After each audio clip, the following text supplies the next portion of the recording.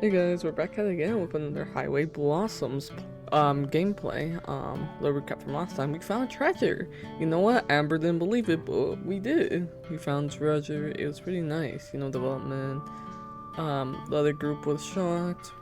Um, I guess what's her name again? Maria acted kind of weird, cause I guess I don't know if her old man digged it, buried the treasure or something, or something about her family, but yeah. I guess we're on the road to try to collect all the treasure now. We're here being pirates, you know? But yeah, without further ado, let's do this. Oh, and also, I searched up the updated version of Highway Blossoms. I didn't see, like, any spoilers or anything, because I was trying to avoid those. But I know there's voice acting. I was like, what? Really? So I don't have to read every damn line? But at the same time, I feel like it's better if I do the voices, because genuinely, I feel like I like it. Like, the voice actors are pretty decent, but like, I don't know, I just get kind of a kick out of like doing the voices, I don't know. But yeah, without further ado, let's go with it. Sip of water before. Arizona's highways are infamously boring. Nothing but hills, up, down, up, up, down, up, up, down. There's nothing interesting to look at. Both sides of the road are smaller than nondescript shrubs. There's a part of the country where you could just zone out and drive on the autopilot. When we finally see the sign for the town of Chinel, right next to the canyon, it feels like we're approaching the promised land. Marna looked up from the book she was reading just in time to miss the sign. What? What was that? What was that? Was that it? Are we there yet? Nah, 40 miles to go. So about half an hour. Oh, sorry guys, messing up a little. I also just woke up. I had a trip yesterday. It was really nice. Going to the beach with my friends. It was just tight. Anyways, she makes it sound like a pop balloon and goes back to reading. We take an exit in a tiny excuse for a town. One of those places that has a gas station and a few old houses. It's like in Monopoly, where you buy all the property you can, even though it's not that great. That's it? Marna repeats her earlier question. I slowed down to turn left. Nope, almost. I don't even know what this place is called. She makes the popped balloon noise again, but leaves the book closed. When we finally reach Chinel, it's pretty obvious. This is the first real town we've seen in hours. The outskirts are industrial dominated, but what I assume are factories. A pair of stray dogs lope along the side of the road, hungry and lean. Marna makes the sound of sympathy, pressing her face against the glass as we pass them. Hey Amber. We're not getting a dog. But they're so cute! And we could also dress them up in a bandana and... No way, I've never gotten why people want to dress their pets up like that. It's cute. Marna pouts. I figured she was just joking, but she didn't actually think I would let her get a dog, right? It seems that all is forgiven by the time I pulled into the gas station. She's bouncing in her seat with her usual enthusiasm, or maybe it's just her bladder. My second guess must have been correct, because as soon as I shut off the engine, she darts out of the RV into the store. While she does that, I fuel up. No telling when we'll see the next gas station. Could be 100 miles, and this thing drinks gasoline like a thirsty dog drinks water. By the time I finish, Marna still isn't back, so I lock up and head inside. Oh, the store is devoid of customers. It's unremarkable, as the usual selection of candy, chips, and overpriced beef jerky. I'm not hungry, just passing time. Soon Marna trots out of the bathroom, glancing around. She spots me and heads over. Want anything? Duh, let's see. I leave her to agonize over the candy bars while I flip through some of the travel brochures. Beneath the window, there are a couple about Canyon de Chelly, which is our destination just up the road. There are flyers for other Arizona attractions too, including the non-local ones. Of course, there are a few brochures for the Grand Canyon, plus a couple must-see sites in Phoenix, the capital. There's an there's even an ad for novelty, just called The Thing in Tucson, but that's far out of our way. Okay, I'm ready. I turn around. Marna has a couple of king-size bars in her hands, and a large bottle of Coke tucked under her arm. You seriously need all that? I thought we could share. She gives me her best offended puppy impression. Fine, fine. I still don't want anything, but I can't say no to that. Here, I'm gonna use the bathroom too. Meet you at the car. I place my wallet on top of the pallet of the candy she's carrying and send her towards the attendant. When I come back out of the bathroom, Martin is still talking to the clerk. There's a bag in her hand, so she must have already finished paying and gotten distracted talking. I join the two of them. Close off, so only guided tours are open right now. Marna looks like she's seen a ghost. What's up? I take my wallet from where it's sitting, forgotten on the counter. I was just asking about the candy and the tours and stuff. The clerk nods. Yep. I was saying how if you hear the sightseeing, you might have some trouble. A lot of it's closed because of all the kids coming and causing trouble looking for Trevor. Damn, I'm not surprised, but it's frustrating. And what isn't closed off? Well, there's still a lot of tours so you could go on. Most of them, I think, but you can't do it, the self-guided ones. Marna looks at me, eyes wide. Clearly she's expecting some solution from me. I just smile at the attendant. Got it, thank you. And lead the drumstick Marna out of the store. As I unlock the RV, Marna prances around me. What are we gonna do? Well, I'm gonna take a nap. She stops. Huh? I'm tired, so I'm gonna take a nap for a bit. I check one of the pamphlets. There's a tour at 6:30, so we'll just join that, and then sneak off. Like, on our own? Yeah. Her eyes go wide again. Amber, you're a genius. I twist the lock of my hair around my finger and glance away. Her constant compliments are a little embarrassing, especially for stuff that seems obvious to me. Oh, bruh. Thanks, it's not much of a plan, though.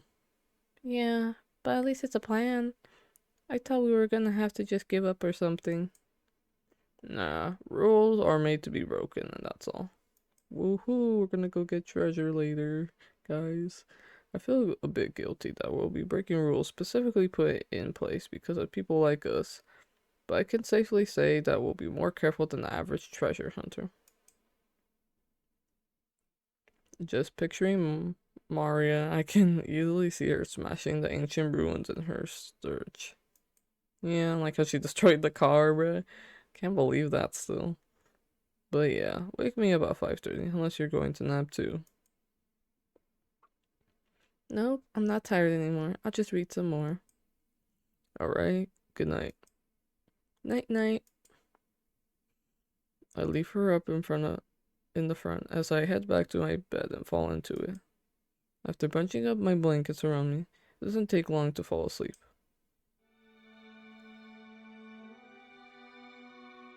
I always feel like I'm Beethoven over here, like with this fucking intro. The ooh. Except it's like not Beethoven. It just kind of feels like it. That's like the freaking night catch though. Kind of like with Kiss of Feather, just shows the couple. Anyways, I wake up slowly, fighting to keep my eyes open. In the back of my head, I feel something is wrong. It takes minutes before I realize I overslept. It's 5:45. Marna was supposed to wake me up 15 minutes ago. Marna. Call her name, but no response. Don't tell me she's sleeping next to Isbury. Rolling out of bed, I massage my eyes and stumble up towards the front. She fell asleep over here. Of course she's asleep. I sprawled out on dash, and with her head buried in her arms, it looks like she's been out for a while. Jerking her by the shoulder, I shake her awake. What's up, Amber? Her speech is slurred by sleepiness. I ignored the temptation to make the not you joke. Whoops. How's the book you're reading? It's great. I just put it down to sleep. A look of shock spread across her face. Mounting horror takes over as she realizes the time. Oh god, I'm so sorry. I was just gonna nap, but then I forgot to set an alarm to wake me up. I mean, girl, don't you not have a phone? Like, I don't know. Yeah, that's what alarms are for. Freaking out, she hurriedly tries to buckle her seatbelt, failing several times in her frenzy. I put her head on the shoulder and I sit down. Not even a big deal, but she so worked up. It's cool. We're not late yet. Ready to go? Marna just nods, staring at the floor. I buckled up and turn the key. Then she roars to life, and I throw it in reverse. I have to crane my neck, make sure I don't run anyone over. Road signs direct us out of the town towards the canyon. After spending so long on the highway, going down these streets with lower speed limits feels restricted. From the corner of my eye, I watch Marna. She's being abnormally quiet. She fixes her hair, pops her knuckles, and rubs her shoulders. But she doesn't say anything. Finally, I cave. What's wrong with you? Huh? What do you mean? Her tone of voice is stress. Maybe I'm more intimidating than I think. You're being weird, super quiet. Oh, I didn't know if you were mad at me or not. What? For falling asleep? She nods. Psst. Nah, I'm not mad. Trust me. You know for sure if I was. I told you. It wasn't a big deal, didn't I? You promise? Yeah, I promise. Marna bounces in her seat, immediately cheerier. Okay, cool, cause like if you were mad at me already, that'd be a bad sign. Sign of what? That we wouldn't be good partners. You know, treasure hunting buddies. Oh, she had to specify that. Oh, we're partners now, are we? You're the sidekick, right? No way, I'm totally the main character. We're here because of me. I laugh and she turns away smiling. She's a lot cuter when she smiles. I've been smiling more too. I realize as I think that, it starts to make me feel sad again. Do I really deserve to be smiling right now? Hey Amber. Aw. She read my mind, Marna snaps me out of it. Can we listen to Super Crush again? You seriously like that one? Super Crush was one of those groups that Gramps loved to show off to people because they were so weird. All of the members played a different instrument on each album, so it was like a whole band every time. Yeah, it was different, but in a good way. That's definitely true. With one hand on the steering wheel, I dig around in the bin, tapes by my feet. I flick my gaze between that and the road. Eventually I find one that I'm looking for. It has a Halloween orange case and text that looks like slime. Like Nickelodeon? Kidding. When it starts to play, Marna hums along. She's almost on key. Guess she liked it enough to remember how the song goes. I crank the volume up, earning a grin from Marna. The sound is tiny and distorted at this level, more distorted than usual. I mean, it's also more fun. Our smiles last all the way until we roll into the nearly empty parking lot. As I turn the volume back down, I can tell she's thinking the same thing I am. Amber? Yeah? Shouldn't there be like... Oh. Whoops. Shouldn't be like other people waiting here? There probably should be. What time is it? Marina twists around to check. 7:20? I mean 6:20? What the hell? Did they start early? I don't think so. I always hate when that happens, dude, when you pull up and then you're like, where is everyone? And it's just like, you know, a scary feeling. There are other cars around, but they're all unoccupied. My parking job is hasty. I take up 2 spaces, but I don't bother to correct it. What the fuck are we? Wait. What is this? We hurry out the RV. I almost forgot to key it in the ignition, and I have to double back to grab it. Marna's already over at the information desk, probably talking to the ranger. But then when she turns back to me, the despair on her face visible, even though it's getting dark. There's no one here. There aren't any lights on inside either. Probably they closed at 6. I vaguely recall reading the brochure, but I thought there would still be someone around for the tours. Don't panic. I jog back to the RV and lock it again. Rummaging through the glove box, I pulled out the little blue flashlight Gramps gave me a few years ago. I click it on and off a couple times to make sure that it works. After I lock everything back up, I join Marina by the unhelpful help desk. She's bouncing on her heels, hands clasped together. Hey, is it alright? Hey, it's alright. Worst comes to worst. We'll just do it tomorrow. What if someone else finds the treasure tonight? I don't have to answer for that one. I guess we'll just have to catch up then. Huh. Turning on the flashlight, I swing the beam around. Well, there's still some daylight left. It isn't much. Maybe half an hour at most. Catch up to what? The tour group, silly. If we're late, they can't have just left that long ago. We'll be stopping a bunch, so we should be able to find them easily. By ourselves? Her voice is almost a squawk, but like a surprised parrot.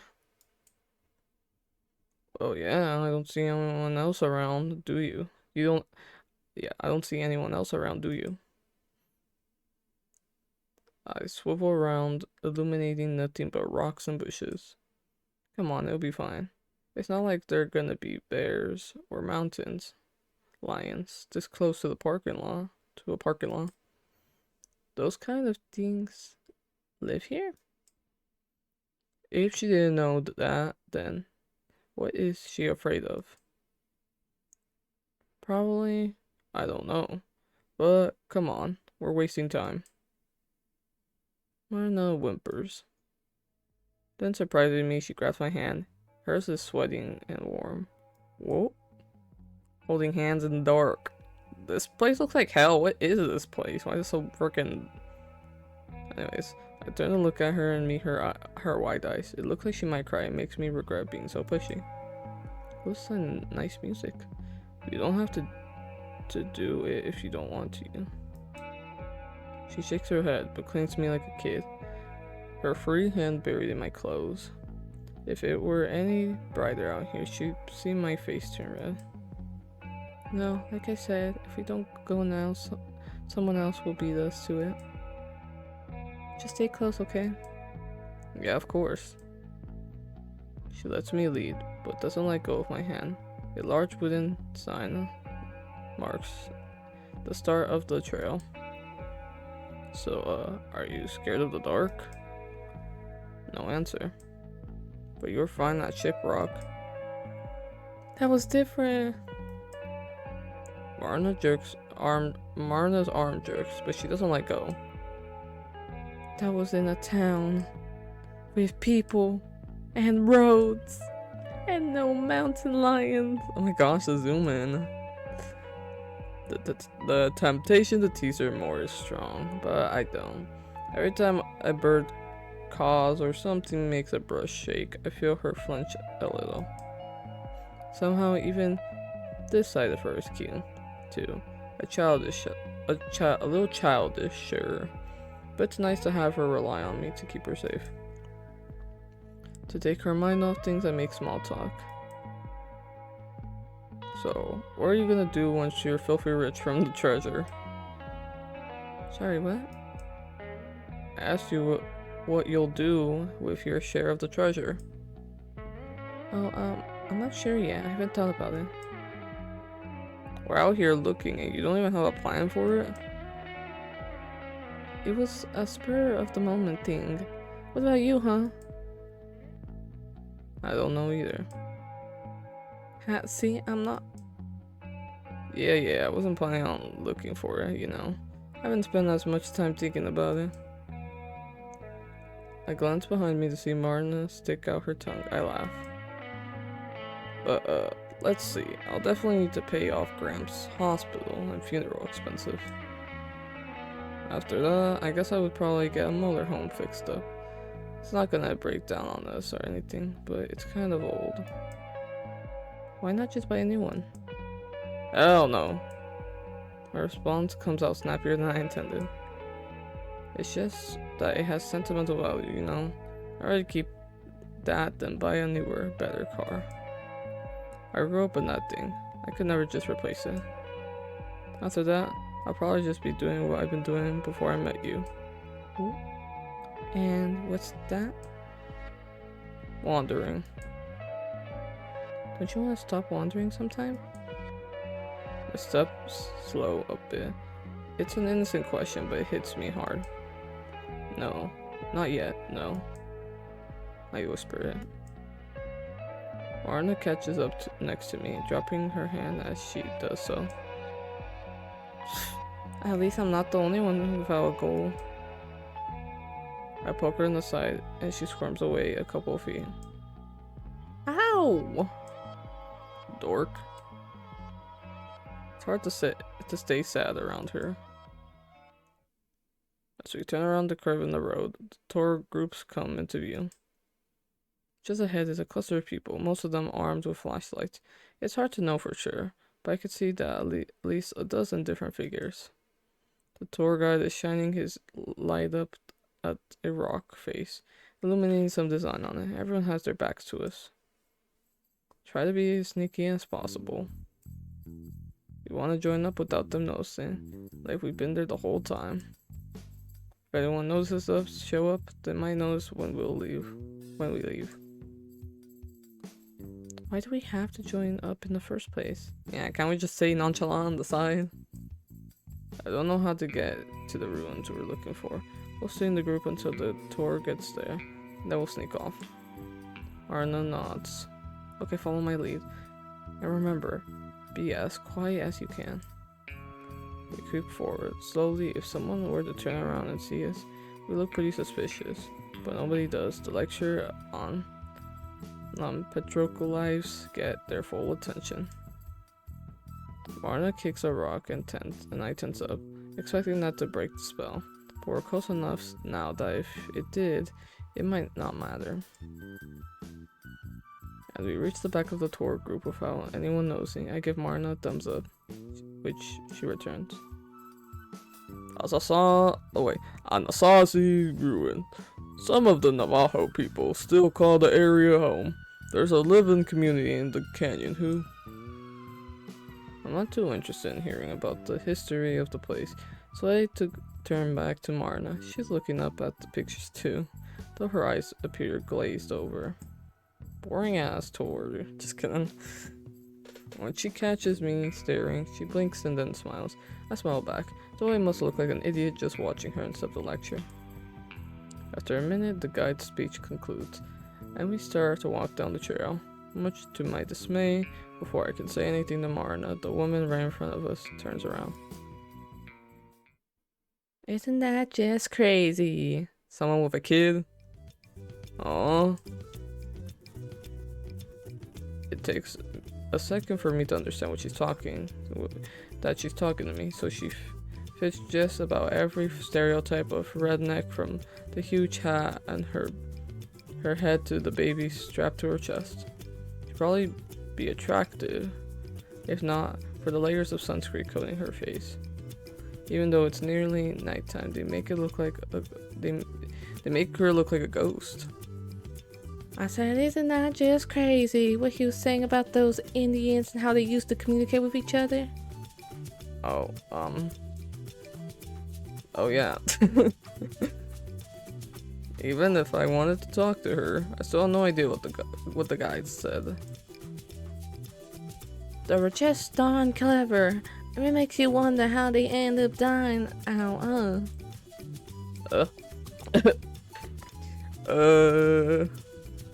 We're dying on the corner? Okay. I'm pretty sure a lot of them are still alive, and like some of them live here in the Grand Canyon. I had heard that much at least, but apparently not everyone did. For a second, the woman looks at me like I'm crazy, but then she bursts up laughing. Sorry, you're absolutely right. I was thinking of them Aztecs down in Mexico. Her laugh is more like a bray. She sounds like a farm animal in my head. I keep hoping she'll turn back around and leave us alone. But we're not so lucky. She keeps chatting us up as we follow the trail. I'm self-conscious about how noisy she's being compared to the low noise level of the other. Say, is that where the name Texas come from? Aztec? There's some history, I guess, guys. Before I can answer, she started shouting at someone. Howard, hey Howard, come over here.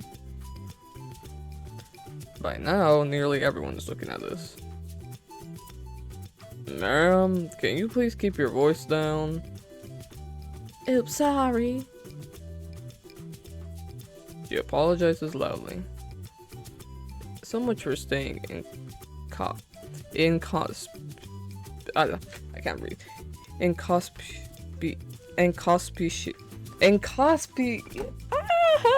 can't read. What's going on? I know what that word is, guys. I know what that word is. I've said it multiple times too. Inconspicuous. Inconspicuous.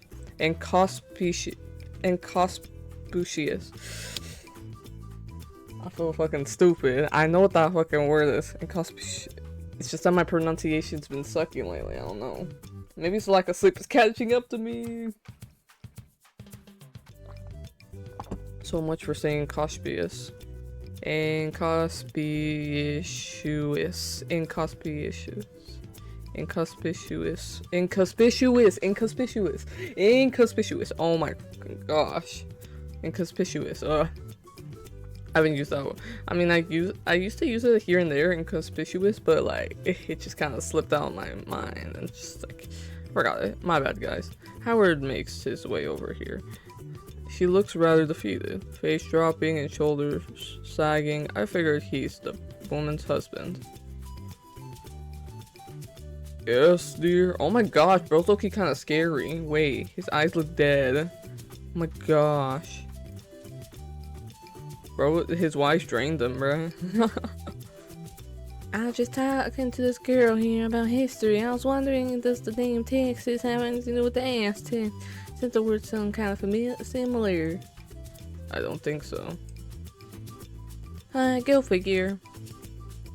She cackles up again beside her. Howard sighs. For his sake, I hope her family is loaded or something. Every time she laughs, the baby on her chest bounces. But luckily the kid sleeps right through it. Aw, maybe he's used to this. Anyway, I must have left my manners back in Wisconsin. My name is Linda. This is my husband, Howard. This little champ right here. She thrusts herself and dusts the baby towards me. You see now, ain't just the cutest name? I just grunt and respond. I'm trying to see around her, but up where the guide is alternating between shooting Linda death stares and trying to narrate the walk.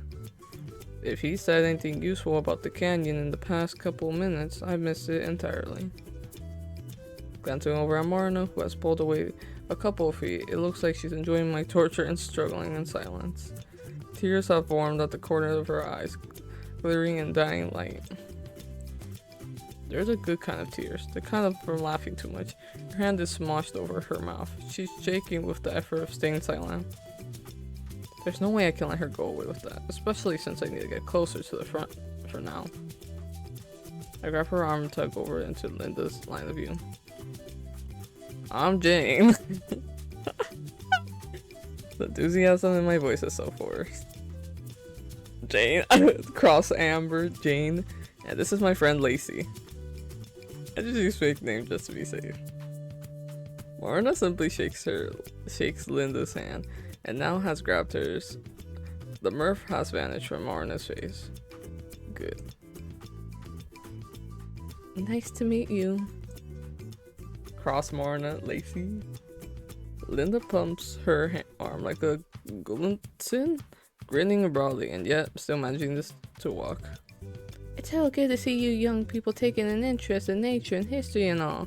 Are y'all from around here? We're originally from Tennessee. See? Moved to Wisconsin and... Having been properly introduced, I leave Martin to suffer due to family history. I shift away and walks ahead. Passing by the most tourist guys that I could better hear the guide. I think that's where we're gonna end it, guys. I still have a bunch of empty slots. March. Yeah, first day of March. Whoa. But yeah, I hope you guys enjoyed that. That was a pretty interesting development, you know. And so, I guess we'll maybe next time find more about the treasure, maybe even get the treasure. But yeah, hope you guys enjoy. Make sure to like, subscribe, turn on notifications, comment down below if you guys want more videos like this or any type of other content. Very open ideas. And yeah, without further ado, hope you guys enjoyed, and I'll see you guys next time. Bye. Subscribe for more Highway Blossoms. See y'all.